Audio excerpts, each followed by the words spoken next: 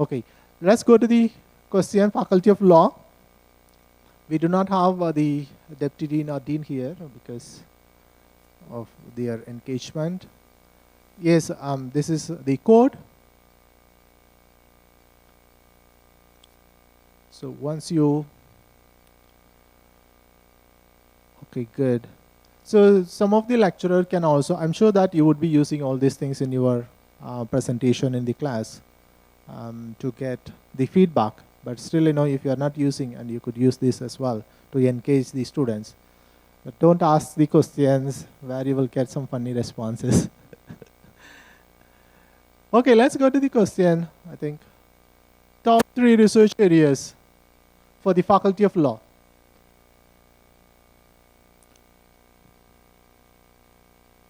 Crime, hanging. So you want hanging or no hanging? No? No. Yes. No, just I'm asking. I'm not asking about the research agenda. Just, yeah. Copyright law, integrity, war on drugs, AI in the administration of law, ethics of lawyers, legislative drafting, sentencing criteria, decriminalizing drugs, legal opinions. Okay, that's so interesting. Okay, so while you're typing, I think let's go to the next question. Constitutional reform, criminology in public, and climate litigation, Challenges to obtaining patents. Okay, that's very interesting. Civil society. Okay, let us go to the next question. Thanks for the responses. Key stakeholders. Ministry of Legal Affairs. That's my response. Gangs, wow. We need to consult with the gangs to develop the research agenda for the Faculty of Law. I need to tell our campus principal.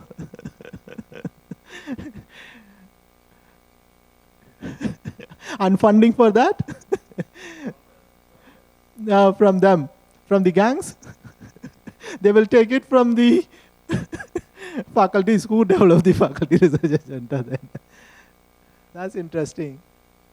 Juries and persons affected by the crime, and SME, Caribbean Islands, Law Association, Attorney Generals, and NGOs. Okay, a lot of interesting responses. Again, environmental code, youth. Okay, I'm seeing, in a lot of responses, Innovation Association of Trinidad and Tobago. I've seen the response. Okay. I think we have enough responses for the Faculty of Law. I'm seeing over 30 responses. So with this, thank you so much. I think we have completed all faculties. Now, this is just a sensitization session, right? To make sure that, at least the stakeholders have a buying in. And what we are trying to do, we want this information to go to the faculties and to your colleagues, both the students as well as some of you from the industries as well, I know. So kindly take that to your organization. And when we send out some invitation for the workshops like this, the stakeholder consultation, we would like you be there, and so that we will take the process to the next stages. And then we will keep you communicated. And of course, once again, I'm stressing that the deputy deans of the graduate studies and research of the respective faculties will be leading this. So I'm asking your support, and if there is any 1 or 2 quick questions, I will take it. Otherwise, we will wrap up this session and we will directly go into the next session without any break. Anything? Yeah.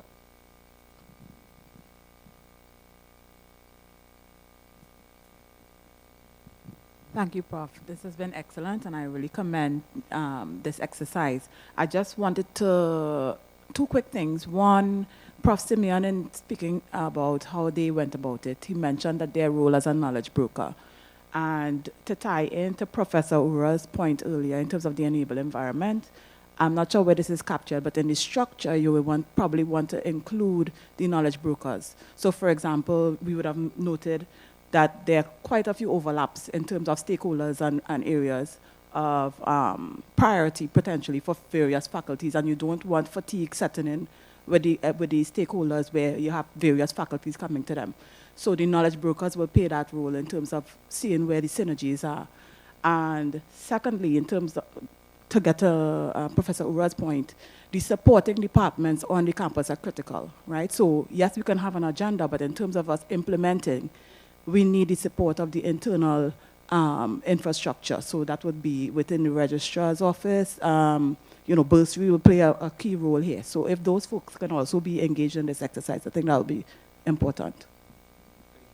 Thank you so much for that. And certainly we need to engage all our internal stakeholders.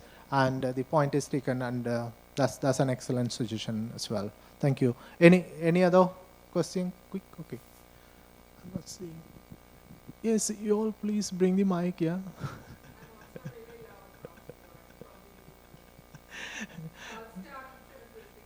Okay, thank you. More a comment and a caution. In almost all of the responses that we did with the Mentai, maybe one or two only talked about public consultation and thing. And unfortunately, there is, certainly from a political perspective, I can talk about from my own experience, we tend to have a top-down approach to working out needs assessments and what people need and the kinds of reforms they need and the kind of research we should be doing to help them. And we need to reverse that to a great extent and go to the experts in their lives because they're the ones experiencing the issues, and rather do the needs assessment in determining research agendas and policy making and so on, kind of reversing that top down to go to the experts who are the ones living it, experiencing it, etc., etc. I just wanted to say that. Thank you. Yeah, that's excellent suggestion. Thank you, Taken. Okay, so I think we have to wrap up this session, and we have one more session, as I said. So thank you so much for involving as well as actively giving all your responses. It's much appreciated. And let us give a round of applause for all the responses and the audience.